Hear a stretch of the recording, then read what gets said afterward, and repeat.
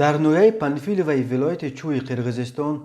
2 نفر دستگیر شدند که به گفته مقامات توسط واتساپ ساکنان دهه جالدوور را به نیز کردن شهروندان تاجیکستان دعوت می کردند. آنها به برانگیختن نزاع بین ملت‌ها عیبدار می شوند. مقامات ملیسا شخصیت هر دو را معاین کرده است و روز 22 می 2 دختر سالهای تولدشان 1998 و 2001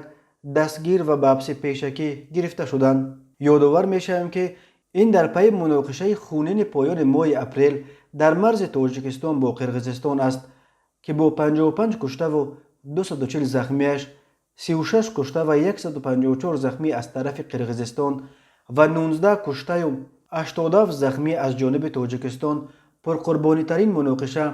نه فقط در تاریخ مناقشه های مرزی تاجیکستان و قرغیزستان بلکه عموماً پرقربانی ترین مناقشه در تاریخ نزاع‌های مرزی در تمام آسیای مرکزی دانسته می شود.